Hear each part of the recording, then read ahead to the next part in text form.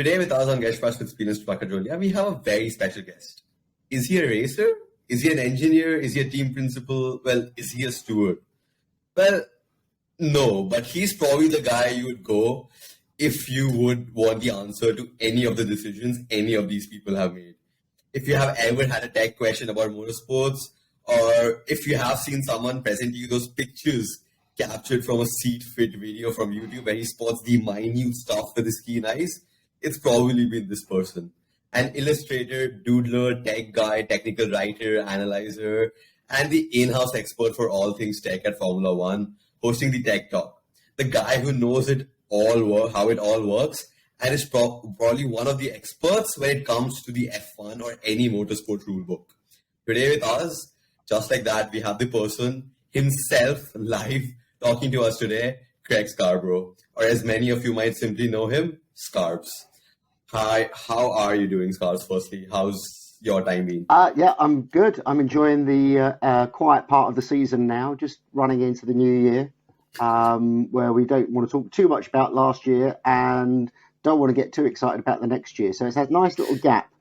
And it's snowing here in England. So that's been quite fun as well, being out in the snow. Yeah, but like when you said not want to talk about the last season, that is something that is definitely going to happen today. Oh no, there's no way we can skip the 2022 season. Yeah, I'm not. I'm just not filling my days constantly looking at last season now. It's nice just to sort of spend time with people like you and just go back through it casually rather than it being my day job. Hey, so I mean, before I move on any further, when you say it's your day job, Formula One, or any such technical analysis for that matter, I have a simple question to you. How did you get into this? Like, if anyone who knows your background would know, you yourself have previously stated you aren't like a race engineer or an engineer educated, like let's say formally educated in that manner, someone like let's say Bono or someone is. How did you get into this?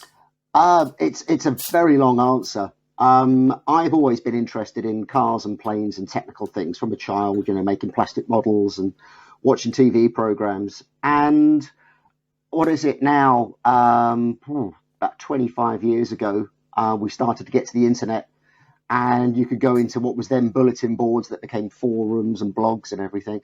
And I just noticed that other people weren't able to answer the questions that I had. So I started answering other people's questions. And because I draw and because I understand the engineering of the cars, have been a Formula One fan since the late 1970s, which kind of shows my age. It just grew from there. It was just, the more I had to explain to people, the more I then thought, well, how does that work? And I went and understood it. And then before I knew it, I was, speaking to the teams and to the suppliers and the engineers. And, that's just progressed, really. I used to have a day job. I used to work in IT for retail companies. And it came to the point that I had so much of this work on that I was able to give up the day job. And this now is, if you can call this a job, it doesn't feel like it. I just spend all my time focusing on motorsport, which is my passion. So it's more like be like embracing a fun hobby, hasn't it been? Yeah. Instead of a job. Yeah, it's my hobby. So, yeah. So like if we go, you did talk a lot about transitioning from what you would call your day job in IT to your current job in Formula One. But if we go a bit further back, if you could tell us a bit more about where this all starts, like where did you start getting into motorsport? Many people have had a single moment where they have probably seen a race, probably done something. Where did you get into that, and why did you choose to go, in something like IT at first, when you had a passion somewhere? My father was deeply, he was born just before the Second World War, so he was into aeroplanes and Spitfires and all that sort of stuff. And I grew to, be quite interested in aircraft technology initially and cars, as any young boy would do. And I used to make the plastic model kits, the Airfix kits, the Tamiya kits. And that used to be just purely aircraft. And it was just trying to, understand all the different types of aircraft, to be able to recognize them and understand the differences. And then it got to the stage where the aircraft models weren't detailed enough. So I started to buy some model kits of Formula One cars. And of course, you'd have all of these parts, and then you start putting them together, and it's like, well, how does the turbocharger work? I'm attaching these bits to the model. How do they work? And with the model, you can work it out. And it was the same with aerodynamics. I made a model of a Ligier, which was one of the great ground effect cars back in the very early 80s, late 70s. And before I'd finished assembling it, there was you didn't have the sides put on. And I was looking at it and go, this model's wrong. Why does it look like a wing when half the bodywork is off? And of course, that's when I discovered ground effect and how it works, because the car's shaped like a wing and these bits go on the air. And really, my interest just grew from there. I studied engineering. That was an obvious thing for me to get into, and just really kind of progressed from there, and just got more and more interested in the smaller and the smaller details of road cars, but particularly race cars. Is that why still date ground effect is one of your most favorite topics when it comes to a car? Surprisingly, no. Aerodynamics probably isn't the bit I'm most interested in. It's but they're the things that you can see the most. And if you think of the era that I've spanned has been the era when aerodynamics has become the overriding most important aspect of Formula One cars. So really, it's come from that. I'm much more interested in the mechanical side of the car and how you package everything together. But that has become led by aerodynamics. So I've just had to kind of learn aero as I go along. And while I'm far from being an aerodynamicist, I kind of understand some of the basics now. Right. Do you think this is possible in today's time, given how specialized the industry has become? Do you think it's possible in today's time to not have an engineering background as such and still reach a stage that you have reached? Yes, I mean, I think that's still entirely possible, certainly within journalism. Within a team, it would become much harder now to approach a team certainly as a young man and want to get into a team, because you would go straight into a very small specialism. But say, for example, that you've already worked in another part of the industry looking at, say, dampers or aspects of engine or other aspects. I think it's still possible that you could get in with the right experience from either your day job working in those areas or as a racer yourself, working on other people's race cars. There is still an opportunity for you to get in. So having that academic qualification isn't absolutely necessary, but I would say the majority of people do go through as a result of their academic qualifications rather than have a purely hands-on experience. Yeah, okay. So if you just said that, your favorite part of an F1 car, maybe, or any motorsport car, isn't the aerodynamics, and that is something that you have had to learn on the go. If you were to say, what area would you say do you specialize in terms of, tech in a car, in your own opinion? Like if there was one area where you would I think nowadays the biggest area that if you were to be a young engineer wanted to get into the sport, would probably be things like the electronics and control systems, which control the gearbox, and potentially going forwards from 2026 things like the aero and the suspension. That is where I suspect someone should get into. If that isn't your key area, then the other thing would be looking at the data itself. So you would become a performance engineer, a race engineer, looking at the squiggly lines that come out from the telemetry and trying to work out what to do with the car. Because there are lots of good aero mechanical engine engineers out there, and the people that are really making the difference now are these people that are looking at how do you control the car, whether it be on car systems or looking at the data to advise other people. That really is the growth. And if you don't get a job in F1, then you can get a job in esports as well, because the technology is exactly the same. In fact, that's a good area to actually come from. Right. So, yeah, exactly. But like, if we were to talk about you, just Craig, What would you say is an area you would specialize Oh, if in? it was just me, um, you see, the thing is that I don't, uh, in every aspect of my life, I don't specialize in one thing, unless you said Formula One technology. But I, I would much rather be someone, maybe not the chief designer, but deciding how everything goes across the car. So the whole package of the car. For me, that's the interesting part: is how do you lay the car out? Thinking about the different suspension systems, the different engines, the shape of your fuel tank, how that will help with the aero. That would probably be the area that I would be interested in, and whether that would be in a team. Although now looking at where I've got to, probably actually with the FIA and F1 in hopefully shaping future regulations, I would love to get involved in that side of things. So that's that. I'm a much wider engineer than that, so that's where I tend to prefer to be involved with. But if I had to specialize, yeah, if Yeah, if I that's had to like specialize, then it probably would be in suspension, dampers, things like that. okay. That is one place that we do need to get to pretty soon. When we go about and around the car in this discussion. But before that, we cannot move further without taking a quick recap from you about your thoughts on the 2022 season, not just Formula One, but whatever you want to cover in motorsports. How do you think 2022 has been Well, I for think it's been a motorsports? very good year overall for the motorsport industry because all of the categories are now properly racing again after the pandemic. While there have been some accommodations, but really you can see that motorsport is sort of back out there.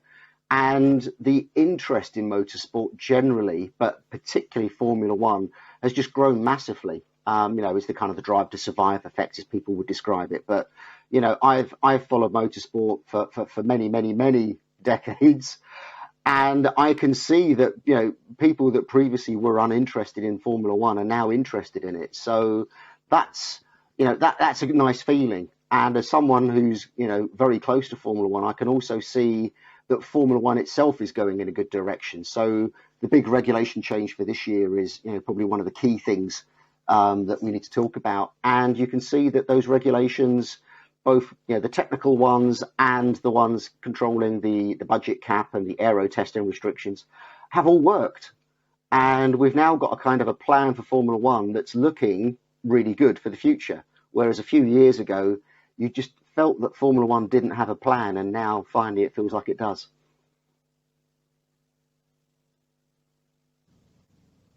Right. So yes, you have seen F1 for quite a few decades now. And that means that you have gone through several rule changes in F1 as well, be it the 2014 era or be it before that. So when we take a look at the 2022 rule changes that were introduced, of course, delayed by 1 year because of the pandemic, where would you place this rule change if you were to compare it to the past rule changes that F1 has gone through, which have also been quite significant? I mean, I think this probably is probably the biggest package of of rule changes that we've ever had. Um, you could look back at 1983, 2009, 2014, 2017. They were previous kind of big milestones, and each of them were, I mean, particularly the 2014 regulations were a big change. But this year they've changed almost everything on the cars and how the teams are allowed to operate. So it is massive. Um, Again, if you go back and compare, the effect of the 1983 aero changes or the 2009, 2014, particularly with the power units, you could see that those regulations, the teams were largely unprepared for them. Despite the porpoising that we had this year, by and large, every team was really well prepared, and the problems they had were largely limited to porpoising. They didn't have No one really got any sort of fundamental issues, particularly if you think that you've got a very different tyre, wheel, and suspension on the car this year. No one really struggled with that aspect of it. It was just, that unusual effect of the cars bouncing down straights, which was just one of those odd things that the rules shook up for everybody. So, I think the teams have done an amazing job to prepare for such massive rule changes. Yeah. So if you were to give a one word verdict on the 2022 rule changes, what would you say? um, That's a good question. For me, I think I would describe these real changes as a rebirth. It's starting the design of the car completely from fresh, and I think that's why it's probably worked so well. And that's the key aspect of it. Everything has changed. Right. Another series that is going for almost a similar rebirth in terms of its perspective towards, how the car should be built and energy is, of course, the fairly young compared to Formula One, Hmm. Formula E series. You have, of course, covered a bit of that as well. It is moving into its pre-season testing right now, and then the season starts pretty soon in about a month's time.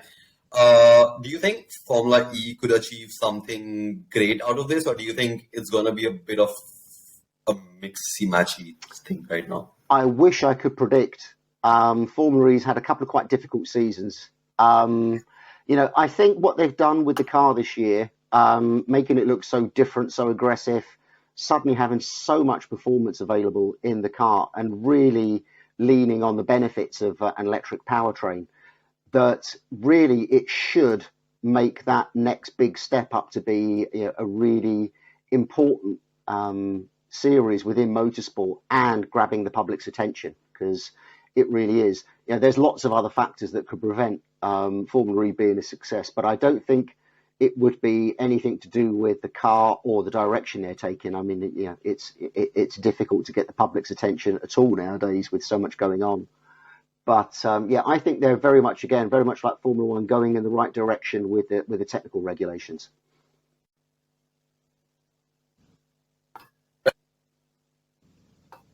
Right, that's definitely good to hear. The more racing we have, the better it is. There's no complaining about that. Unless, of course, you are too involved with it and then you just don't have sleep, which is a different perspective.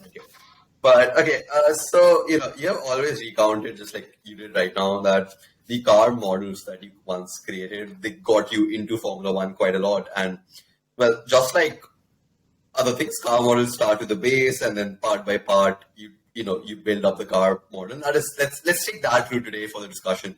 So we're gonna start at the underfloor, or just the floor of a racing car, and then move on from the front tip to the most rearward part of the car. That is the edge of that rear wing. Edge, which is pretty costly if you touch it. After the race in Park Ferme, we got to know about a year back. But okay, if we start from the underfloor, from or just the floor of a racing car, something which became very important this year in F1, Formula One, given the ground effects that were brought back into the series. What do you think we have in Formula One at least achieved a part where ground floor has been achieved quite a lot, the ground effects, or do you think there's still a lot to be found for these teams? Like, we are still just scraping Yeah, the I mean, I top? think this is very, very early days in the development of these shaped underfloors that you have. Last year, you see, if you take Mercedes as an example, they had a lot more performance available to that car with the underfloor that they had. But the reason they had such a bad year is that they couldn't run that car setup and that floor as low to the ground as they wanted. So they had to end up running the car higher because of the porpoising problem. And as a result, they weren't getting the downforce that they really needed from that car, and particularly with the ground effect. So when you look to 2023 now, and you see, even with the rule changes that the FIA have introduced to the underfloor and the floor edge, that the teams will be getting more and more downforce. Now they've got a year of experience and understanding and can redesign the car around these new underfloors. I think we are going to get to the stage where these cars are going incredibly fast through corners. They're going to be running smaller and smaller rear wings because they just don't need the downforce from it, which will really boost top speeds. So I imagine as we get to the sort of second half of 2023, these cars are going to be becoming, seriously impressive around circuits, and the teams will be finding more and more performance from the underfloor.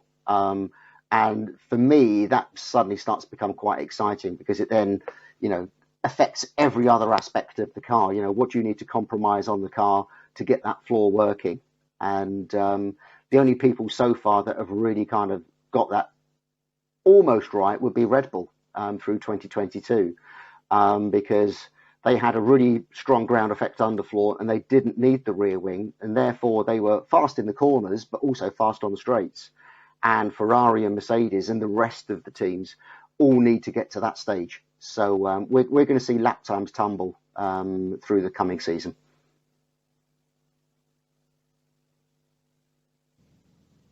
Right. So, you said Red Bull did achieve maybe the closest a team that got to achieving what we could call perfection. And, you did say that Mercedes also had a pretty good underflow, but they just weren't able to run it like the way they would want. And interestingly, during the whole season, a lot of pictures of all the underflows were available publicly, given, especially from the crashes that the cars had. Why do you think have we and we did see teams getting closer to teams like Red Bull's designs we saw start to be seen in other cars as well. Do you think there is that one perfect underflow that we're going to see all teams run in some time, or do you think there is something that isn't possible? No, I mean, I think we'll still see some variation in how the teams work the underfloor, because just as, in previous years, you've had Mercedes with a long wheelbase, low rate car, and Red Bull with a shorter wheelbase, high rate car. There's different ways you can create performance from the car, and different, with different shapes, different layouts and bits and pieces like that. So I don't think everyone has to follow Red Bull. But I think we will see, increasing complexity in the shapes that you see when those cars get lifted up on cranes, and we can finally get to see the shape of the underside of the car.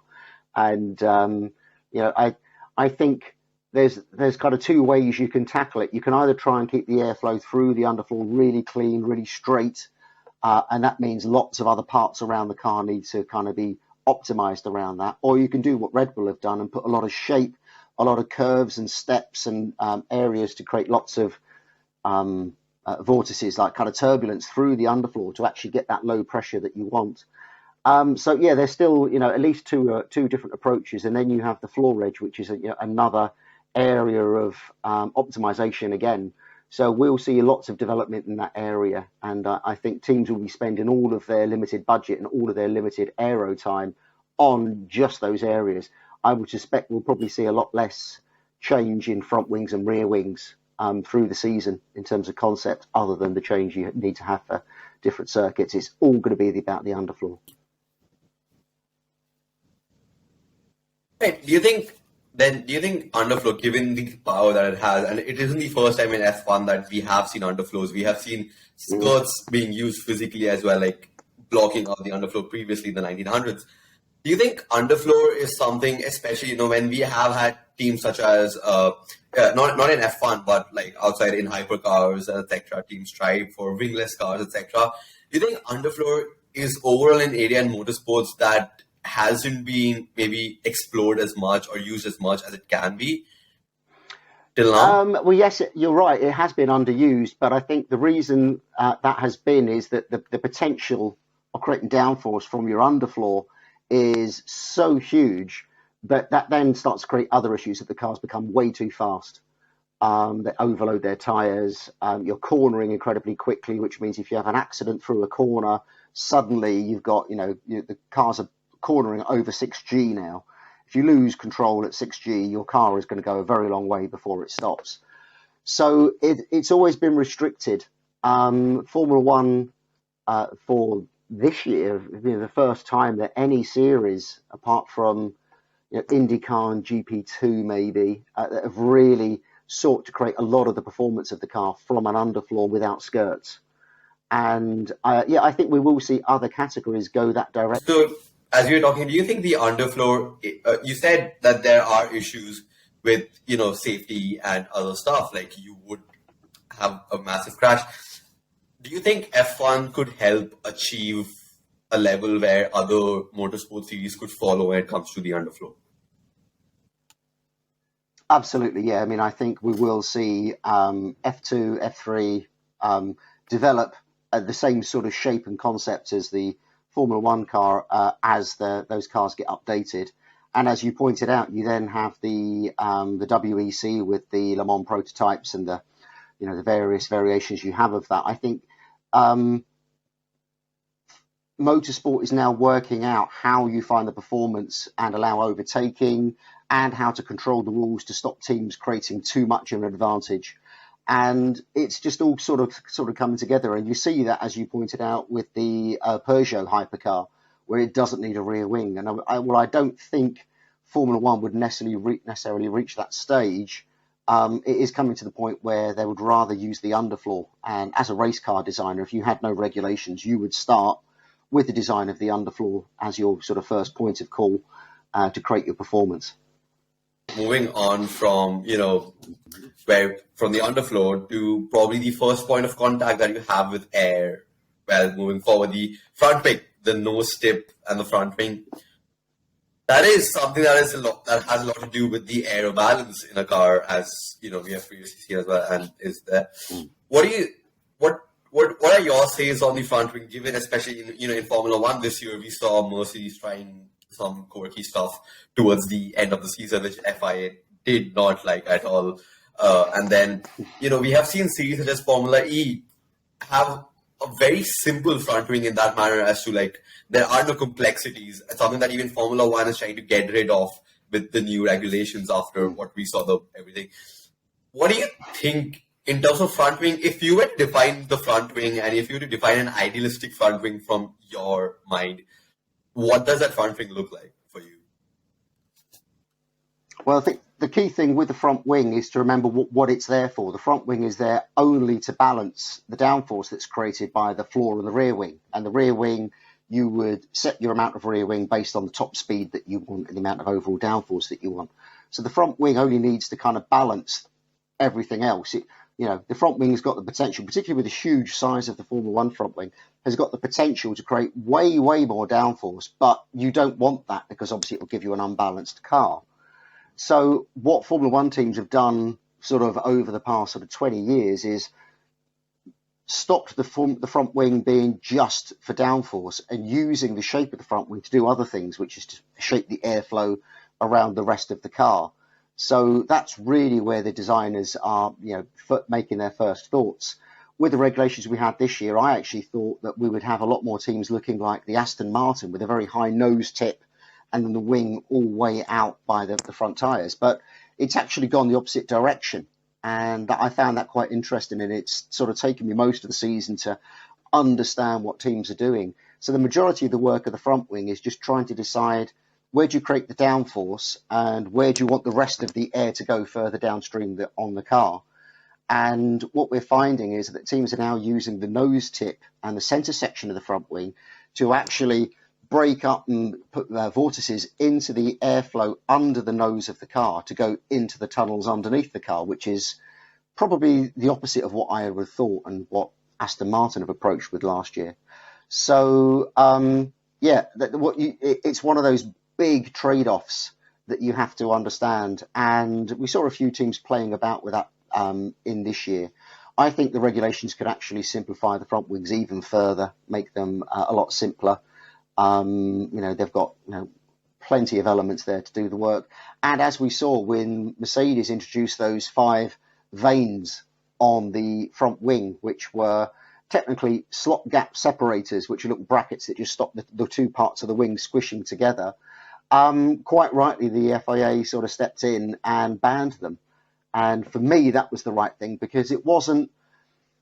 I say this a lot. I'm really love innovation in Formula One, but some innovation is just really going too far with the regulations, and they were, because you would never need 5 brackets supporting your front wing in that area, and that was the reason it was banned. Plus the fact that it had a potentially negative aero effect for the car following them, which again was the whole aim of the regulations. So again, I think we saw a lot of variety of that in Formula One this year.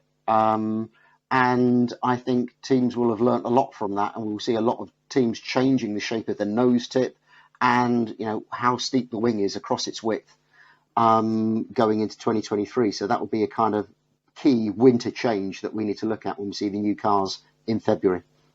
So you do not agree with Mike Elliott, do you? You don't agree with Mike Elliott when he says...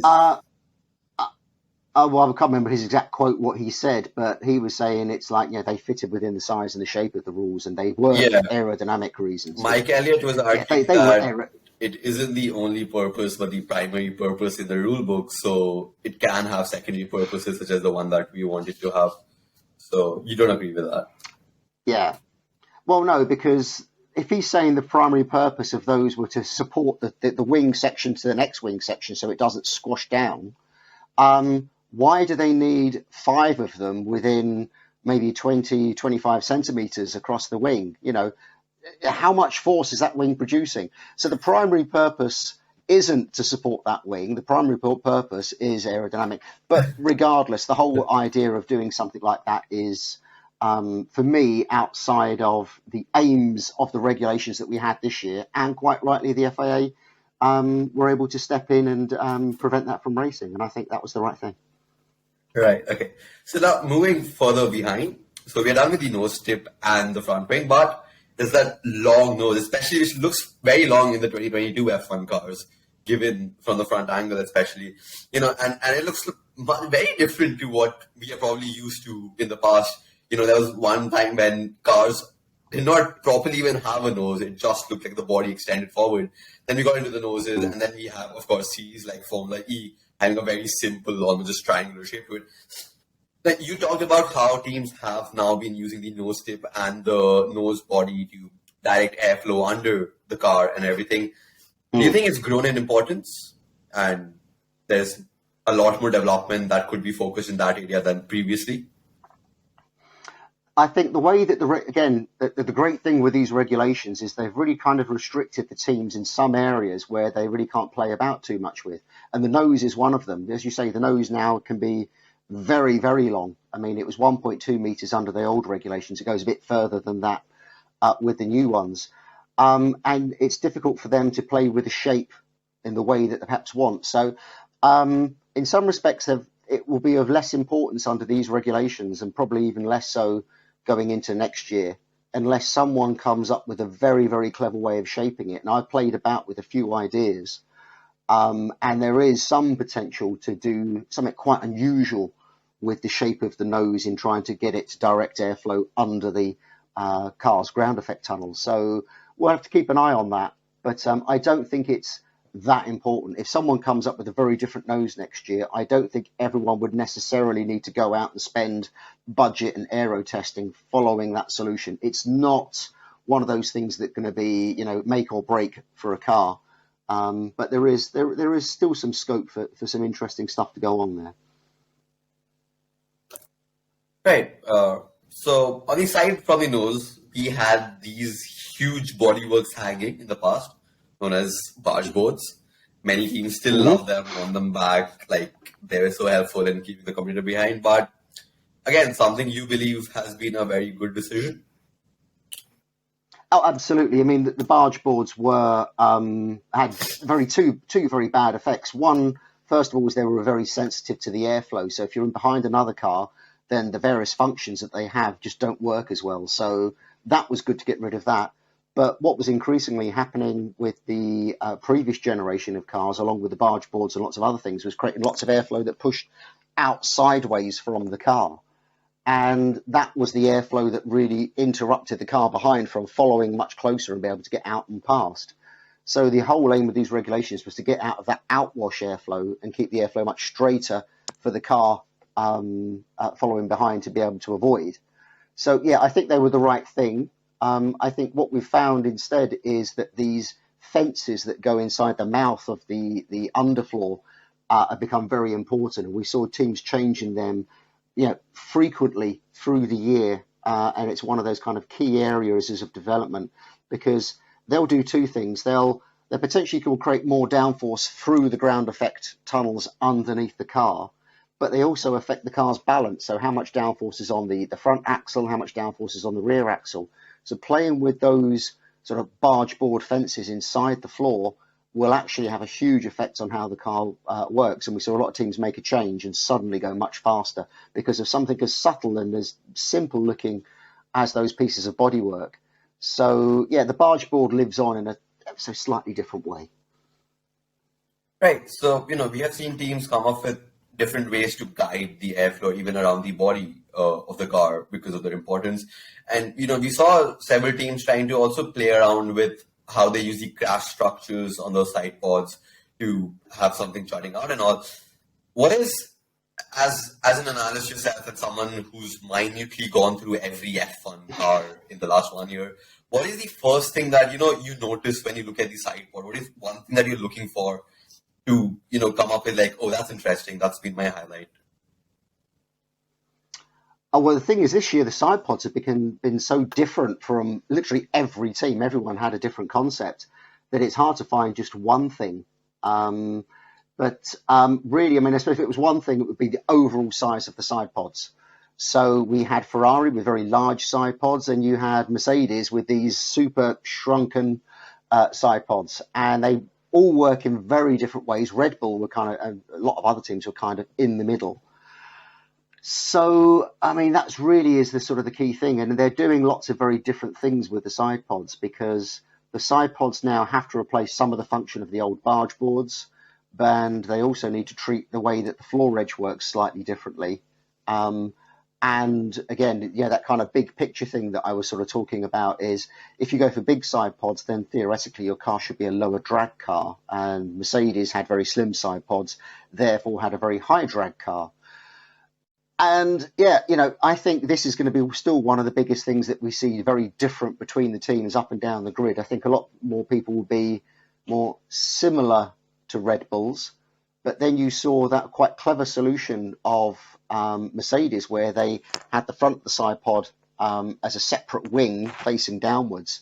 And that could work not just with Mercedes style zero pods, but with other shaped side pods. So you could get a mix of Ferrari side pods and Mercedes rear view mirror wings in 2023 by somebody, or any other mix of any other aspect of it. So for me, this has been one of the really interesting things, is trying to reverse engineer what teams are doing with the shape of the side pods, where they're trying to get the airflow to go and where they don't want the airflow to go. And I think that'll probably take to the end of these regulations at the end of 2025 before everyone probably settles on something broadly similar to everybody else. Right, you talked about how you could see teams getting inspired by other teams and mixing and matching different teams' styles. What's your view on Aston Martin? It came very close to being called, like it was in a way mocked by the Red Bull F1 pit wall, as well as we saw them rocking out those green Red Bull cans. What's your say on the Aston Martin team? Well, I think you look at it and you can say, oh, it's a copy, and they've got some history in doing something like this. But we actually look at the facts. You can see that Aston Martin recruited a number of Red Bull engineers, and while they won't have taken designs and data with them, it's in your head. You know that a mirror works better if you shape it like this. You know that if you flow airflow down and under your side pod, it works well. So you take that concept, and those engineers would have been working with Aston Martin before anybody else outside had seen the Red Bull. So it clearly predated Red Bull's appearance with those side pods. And, unfortunately, their original design concept, which was really quite interesting, which had that kind of side pod that completely tucked under itself so that air could go under the side pod, was interesting. But I think now we've seen quite a few teams adopt that over the years. And we think we can essentially say that double floor concept, or that deep undercut concept, just doesn't work in modern Formula One. There's lots of other ways to shape the airflow.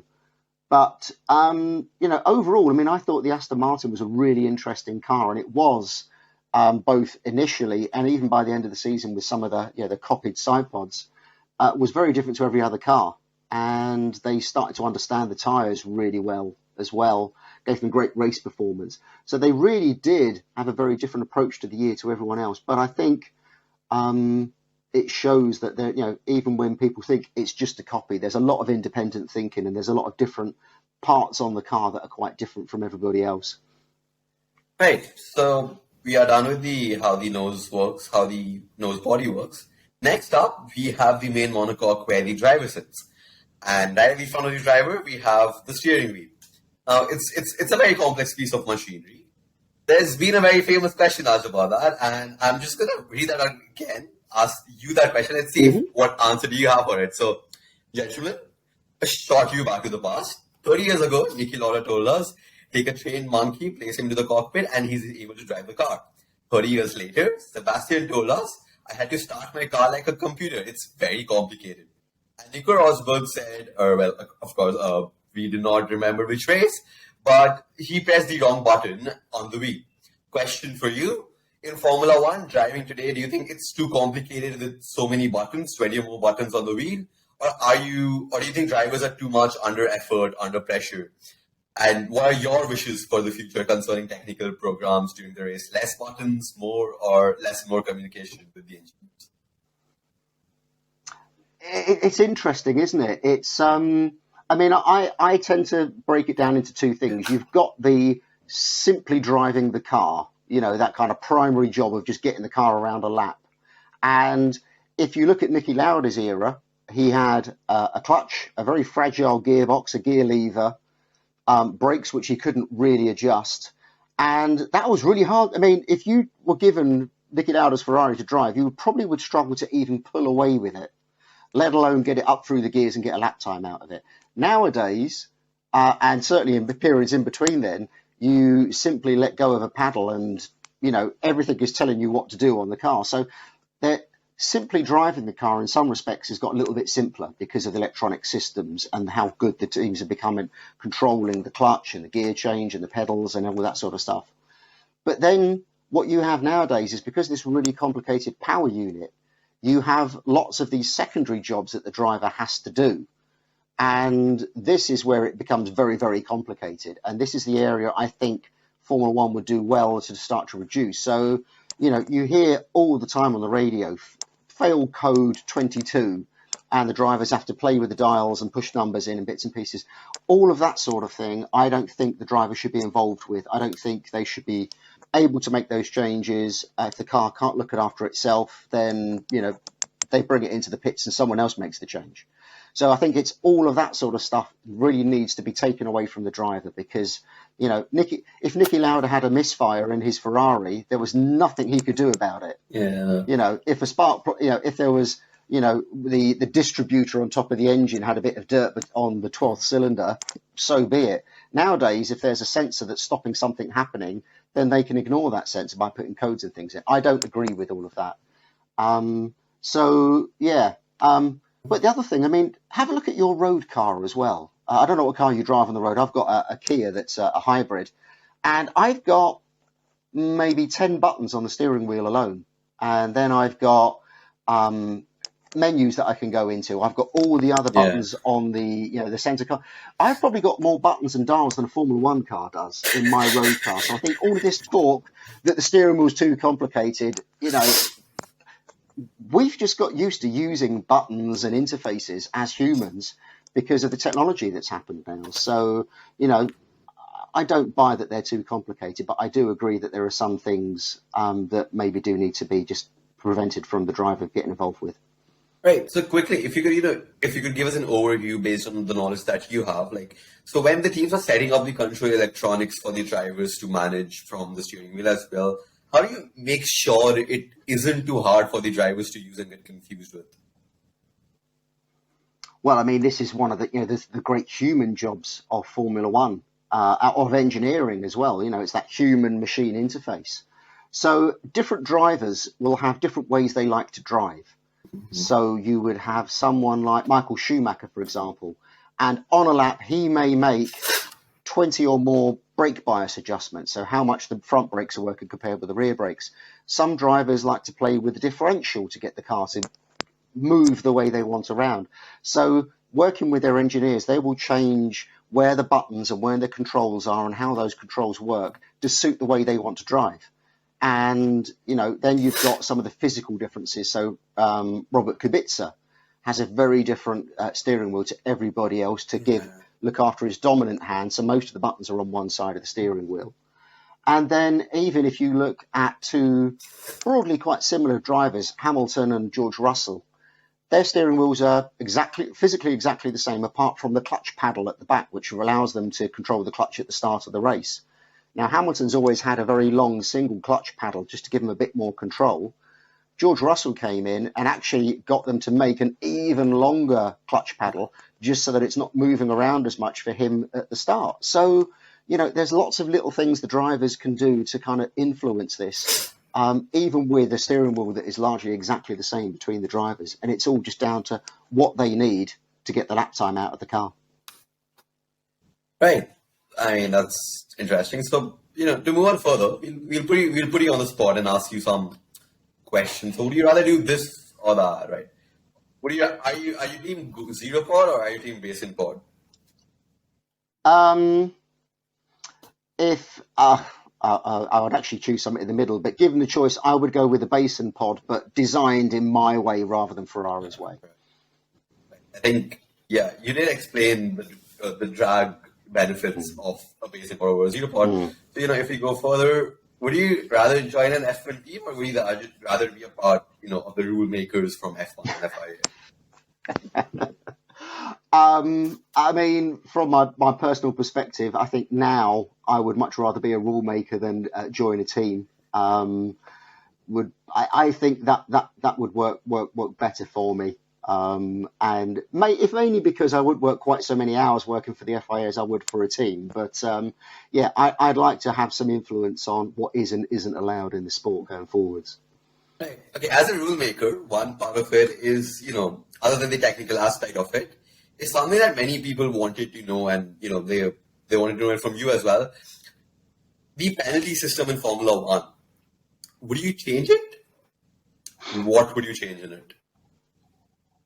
Well, there's lots of penalty systems. So are we talking about the engine penalties here or the driving one? Okay, that's an interesting question to divide them into. Okay, if we talk about the driving, if we talk about the driving penalties, be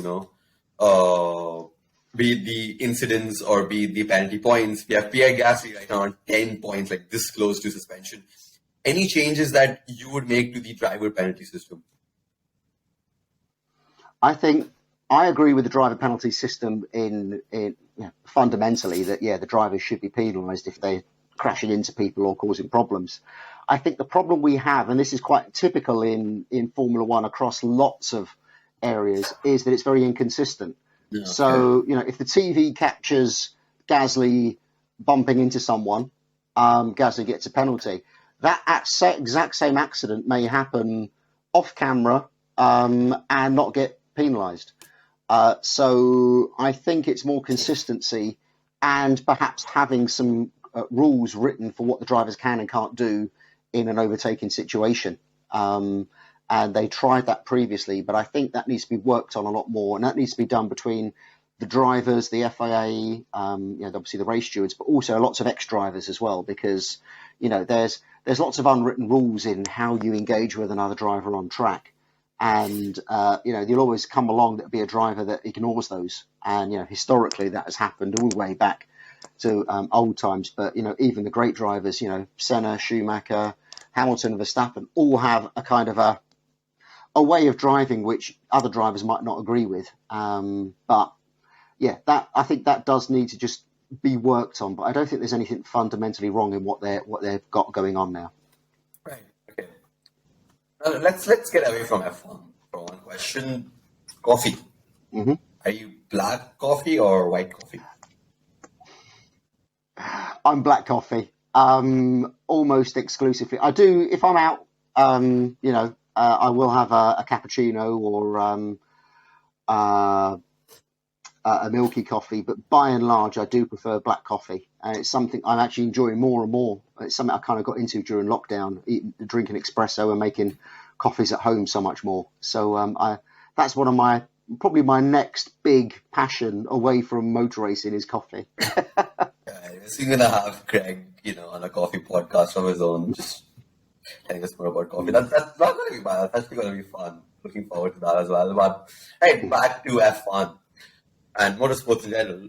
Are you someone who would prefer more open rules, like, allowing teams a lot more freedom in what they can develop in their car? Or are you someone who would rather choose restrictive rules and limit teams a lot? Well, it's actually quite interesting because I think we're at a kind of a point now in Formula One where my answer to that question is changing. I've always been quite restrictive in regulations because if they're too open, then cars can become too quick. They can become dangerous. They can become very expensive, and can actually be to the detriment of good racing. So I've always been quite on the restrictive side. But now we have the budget cap and we've got some really nice frameworks on how we can get the rules to work. I think we've become more and more open with the regulations. So I would say as we get towards sort of 2026, it'd be quite interesting that we do start to open up the rules, because both the teams and the engine manufacturers cannot now simply just spend a fortune and, buy their way into performance. So that means that, if we allowed the engine rules to be much more open, then we can have different solutions out there. And potentially, as we go past the 26 regulations and then forwards to, the rules in 2030, where we potentially looking at things like hydrogen and battery electric, and lots of other options, I think it would be quite interesting if we could open up those rules to be quite open, and you're giving teams a limited amount of energy for the race, and what they choose to create that energy from is down to them, whether it be petrol, diesel, hydrogen, batteries, anything else. So I would now say open rules, definitely. That's the engine part is definitely quite interesting to know from you. Like that is a pretty interesting proposal. Allow teams however they want, be it torque, they want more torque, they'll go one way, they want more. Right. Okay. Also on this point, 2026, there's been a lot of chat about active aero from Formula One themselves, the entity. What is your one-line verdict? Are you for active aero? Do you think Formula One is going the right way with the active aero it is suggesting, or do you think it's a bit too much? Well, I think it's a difficult question to answer, because active aero was always going to be a part of the 2026 regulations, but there was that one quote taken out of context from Ross Brawn where they were talking about a reverse DRS, which was he said that it's something that they could do, but it was certainly nothing they were planning to do. Mm-hmm. So ignoring that, I am totally for active aero, or I would describe as adaptive aero, because it makes the cars so much more efficient. If you can flatten the wings on the straights and you close your cooling ducts and your brake ducts on the straights, then your car can reach its top speed with much less fuel, which means the cars become lighter. And if you engage the rules in a way that doesn't mean that we get things like DRS trains, and just an unlimited amount of DRS passing, then I think the sporting rules could work with the technical rules to create a really exciting formula where, say for example in a race a driver only gets 10 DRS attempts, and when they're used up, they're used up. And I think that would make it much more interesting. So yeah, for me, active aero is definitely something that needs to be introduced. And I had a conversation on Twitter about this only this week. There do need to be some very strict safety regulations built into how the teams engineers these active aero parts of the car, because that is, the potential for having a very big accident should those systems fail. So yeah, aircraft fly with it every day of the week, hundreds, thousands, millions of times. So it's not impossible technology. It just needs to be brought into Formula One in the correct way. Right. So a quick one-word answer. Would you say active aero in terms of aerodynamics that automatically adapts in terms of the rear wing, etc.? Like when it's on a straight with the pressure, it automatically adapts to a lower setting. Or are you looking at drivers being able to control where they want the wing to be from their steering wheel?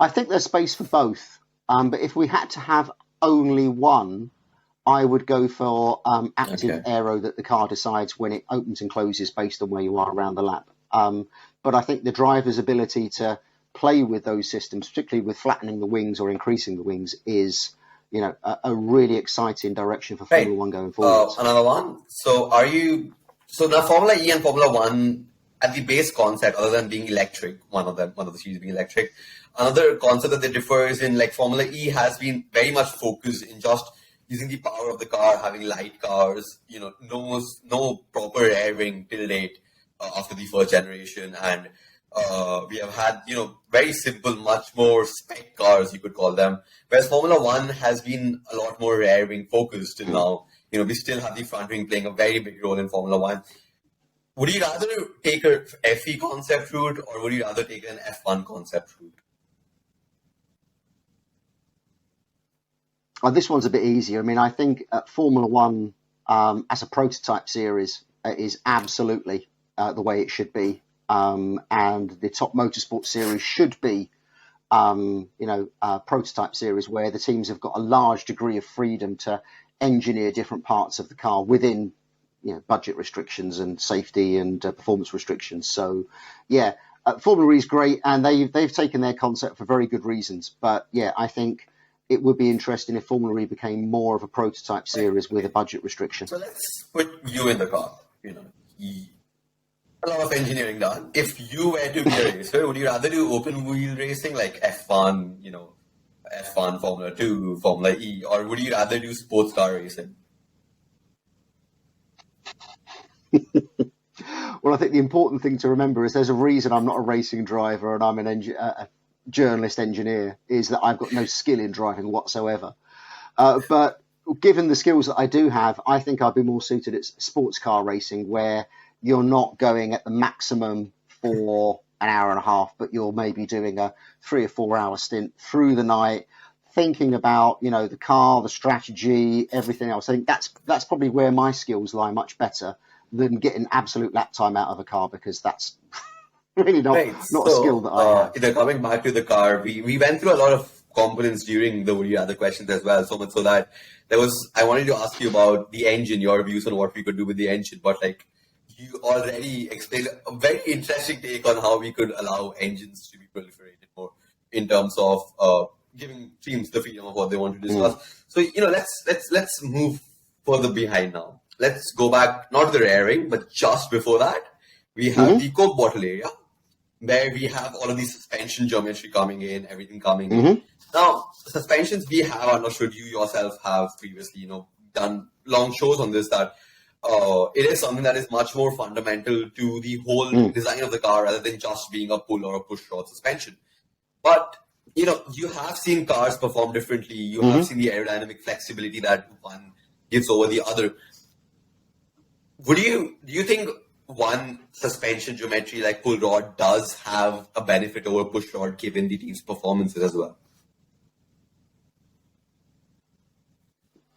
Yeah, I mean, this one's come up many times over the years I've covered the sport. In fact, pull rod, push rod actually was invented during my time watching Formula One.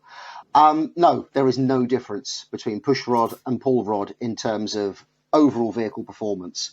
There would be no reason for a team with pull rod to change to push rod during the year to try and make their car quicker. It's not that kind of factor. Suspension works not by the pull rod and push rod. It works in two areas. One is the geometry of the suspension, so the position of the wishbones relative to the wheel and the chassis, and how that changes the angle of the tyres around a lap. And then, which is probably even more important now, and particularly as we saw the porpoising this year, is how the springs and the dampers inside the suspension, inside the car, actually work. And this year is probably one of the key years where we've really seen teams that understand suspension work so much better than teams that have got much simpler suspension, but maybe not as a developed suspension. So, yeah, it really has been quite interesting this year. And I think that a lot of people are confused as to some of the stuff that had been going on previously with the suspension that was banned, and trying to equate that to what's happening on the cars this year. So a lot of people were saying it by the end of the year that the reason that the Red Bull was so quick on the straights is that the back of the car squashed down at speed to stall the rear suspension, which is a trick that they've been using for 10, 20 years in Formula One. You can technically still do that with these cars, but I don't believe Red Bull were. I don't think that is the best way of getting performance out of these cars at all. But you can use some of those tricks to actually make the car porpoise-less and to get the suspension working in the way that you want. So it's soft in corners, but nice and stiff when you're on the straights, to try and keep the car under control. And I think Red Bull got that very right. Ferrari got that very right. And lots of teams, it has to be said, Mercedes, for example, McLaren suddenly had huge issues as well. Um, that is definitely one of the things that the teams will work on over the winter to re-engineer the way that those springs and dampers work and the way that the geometry of the wishbones work. Whether they push rod, pull rod, that really doesn't make a huge amount of Right. difference. Now, connected to that suspension is, of course, the tires, the only part of your car that is making contact with the ground. Now, Formula One has stuck to Pirelli tires for quite a long time. Formula E had Michelin tires for all of its first 8 seasons. Now it's moved on to Hankook tires for its 9th season onwards. And then, we have seen teams like sports outside of F1 and FE allow multiple tire manufacturers as well, just like F1 had in the past. Do you think, given the issues we have with tire warm-up, tire compounds, the testing of tire compounds as well, and the tire development that has taken place, but there have been issues with the wet tires, with what tire range we can go in. What is your verdict? What is your say on the tires? If you were to sum up the tire issue in F1 and a solution to that, where do you think this whole saga has to go? Well, I think firstly, I would say that Formula One is probably better off with a single tyre supplier rather than going back to a tyre war, which we've had so many times in the past, because that just makes things very, very expensive very quickly. When you're developing tyres, you need lots of testing, and then you'll come to a race weekend on a certain track with certain weather, one tyre will work better than the other, and that really isn't how you want the competitive situation to be. Formula One, as you say, has had Pirelli for a number of years. Pirelli have a certain way of making a tyre, but you have to remember equally that Pirelli just don't make the best tyres that they possibly can.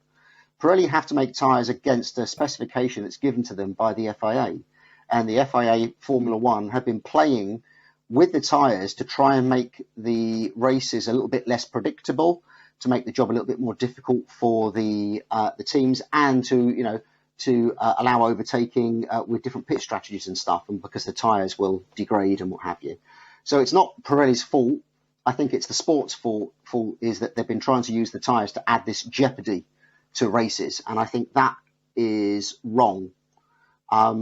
So I think, that will probably change now that these new regulations are starting to sort of come through.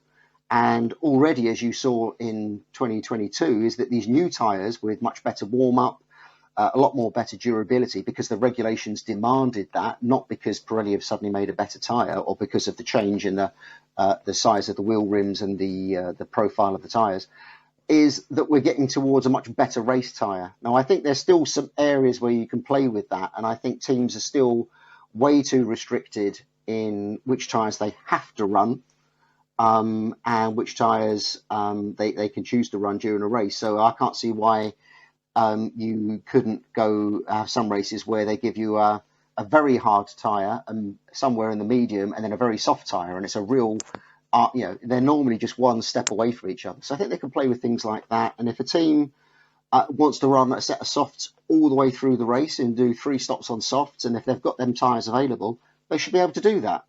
So I think maybe just easing back on some of those rules now within an overall set of tyres would be good for the sport. But we have to remember the other thing as well is that the warm up of the tyres and the tyre warmers that they use are being restricted more and more this year, going into 23, with hopefully a ban on them completely. And I think again that is good for the sport, because drivers just need to be able to manage their tyres. If they come out of the pits on a cold tyre and they try to go fast, they're going to spin. And it's like, well, it's down to driver skill. Some drivers will be good at it and some won't. And I think Formula One is as much, for some people, it's only about driver skill. Obviously, I think differently, but there's that balance. And, drivers that can manage their tyres and can think about strategy tend to do better than drivers that just go as fast as they can and destroy every set of tyres. Other than the 3 compounds that currently F1 uses every race weekend, be it C1, C2, C3, there's only 3 compounds available to teams. There's 2 other extremes when it comes to tire compounds availability that you have. One is, of course, the single compound rule, where whatever compound the tire supplier is giving to you for that race, that is the only compound you have for that race. Does not matter you like it or not, that is what you're running. And then there is something that F1 had in 2017, which only many people still call the rainbow. where you have everything going from a hyper soft to a Mm. hard with, super soft, soft, medium, ultra soft, everything there being there in the middle. Do you think one of these extremes is good to go towards, or do you think it should be more about the current Formula One approach of I'm giving you three compounds to use, you select? Well, I mean, there's kind of two factors. I mean, yeah, at the moment you have five compounds of dry Mm-hmm. weather tire from the C1 to the C5, and they will choose three of those for each race. I think that's as many tires as you need for a season.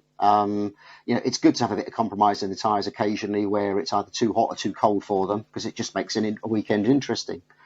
I wouldn't want any more compounds available or more too much freedom, because then Pirelli have to bring these tyres all the way around the world to each race, and they can't carry thousands of tyres because one team wants one extreme and one team's want another. So I think we're probably in the right realms of the number of compounds, but I think some of the ways that they can pick the compounds and what compounds they have to run in the race should be down to the team and shouldn't be restricted by regulation. Right. So tires done. There's just the rearward part of the car left in the general overview, which is the rear wing. Now, we have Mm-hmm. several different cars available to us. We, of course, have the pre-2022 Formula One cars with those end plates and those big rear wings. And then we have the Mm-hmm. slightly simplified, if I could call them, simplified rear wings of 2022. And then, of course, we have the Formula E approach. Well, there's no rear wing anymore. There's like, it's a plane. It's plain at the back. There's nothing there. It's the exhaust for an F1 car, if there would be. FE does not have that. Do you think, and you yourself said that, as we go more towards underflow, the importance of the air wing to produce that downforce decreases because you are having the underflow produce more and more.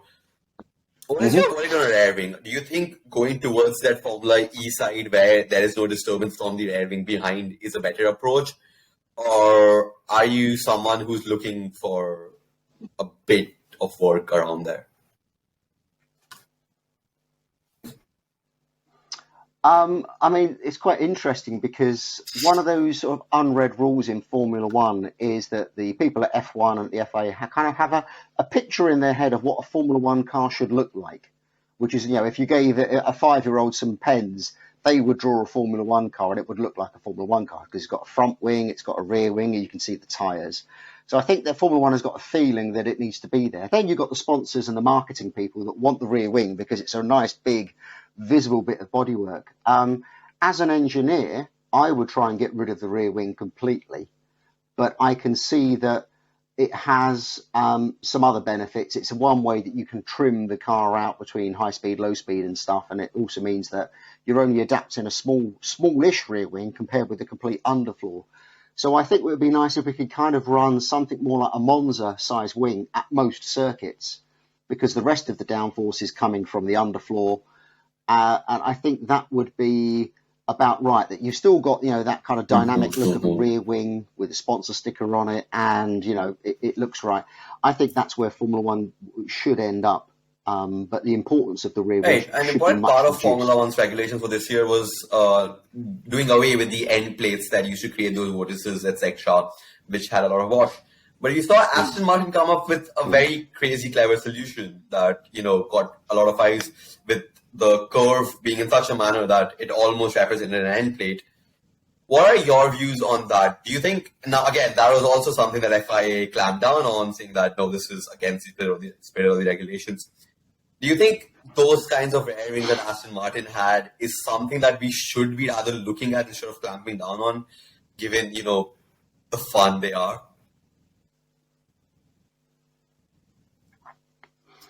So I thought their interpretation of the rear wing regulations was fantastic, and I did look at the rear wing rules, and I didn't think that there was any way that you could cheat them. Certainly not that end plate solution.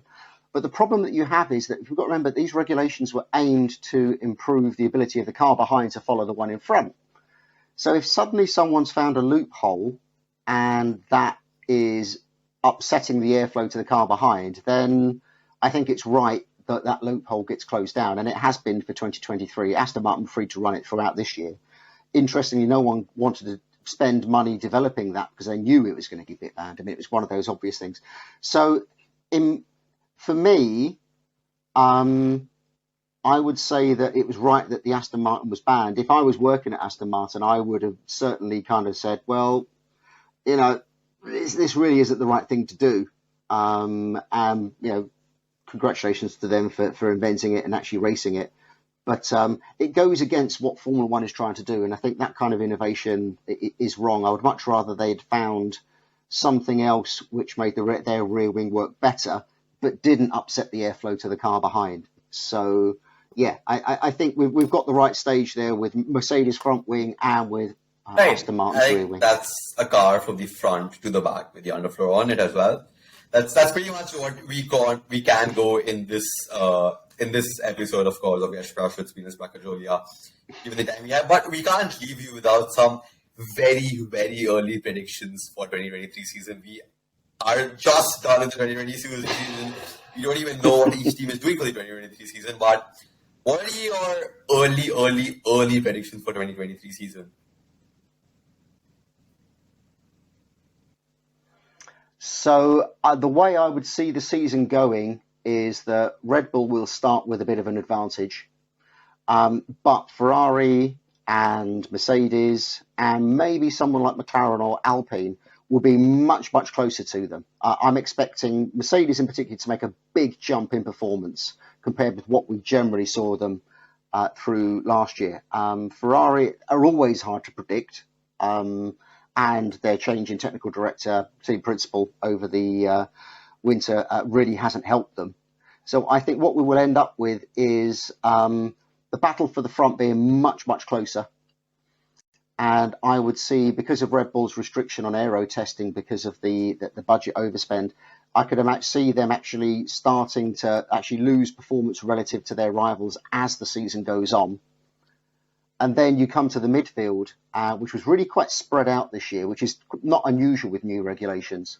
But I would expect to find teams like Williams, Haas, Alfa Romeo, all of them getting much, much closer and generally closer to the leading teams as well. So I think it's shaping up to be a really interesting year.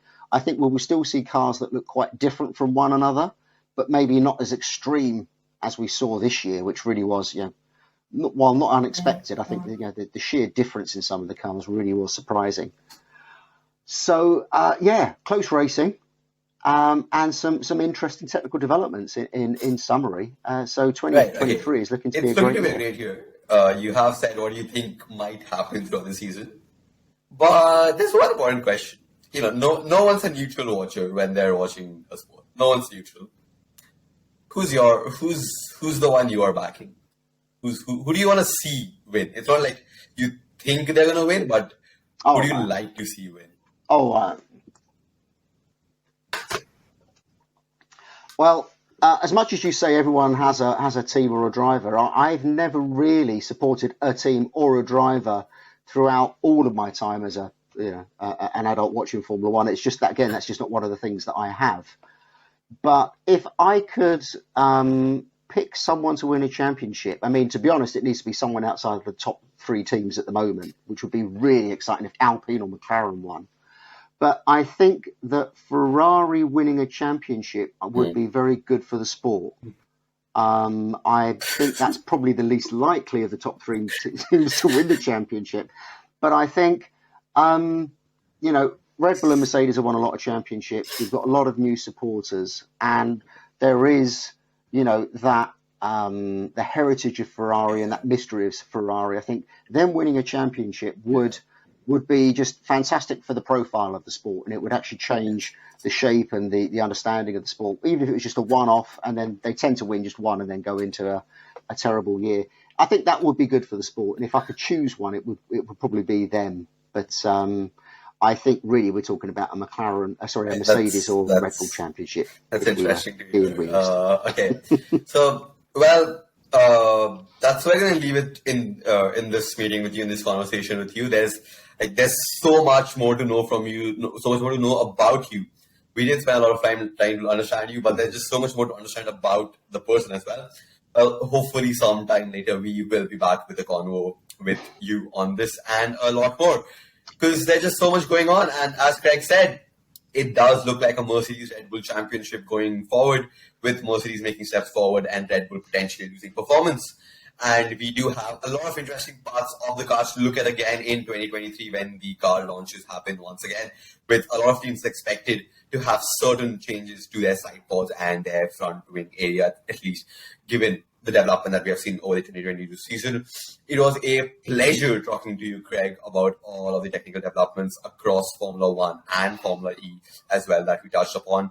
And well, hopefully 2023 is a much better year for motorsports, and hopefully we get back to a conversation with you discussing more and more tech, more and more motorsports, and well, let's see if Ferrari can win this championship somehow. Thank you so much. Keep reading, keep listening, keep playing, keep watching, and most importantly, again, keep playing. Danke.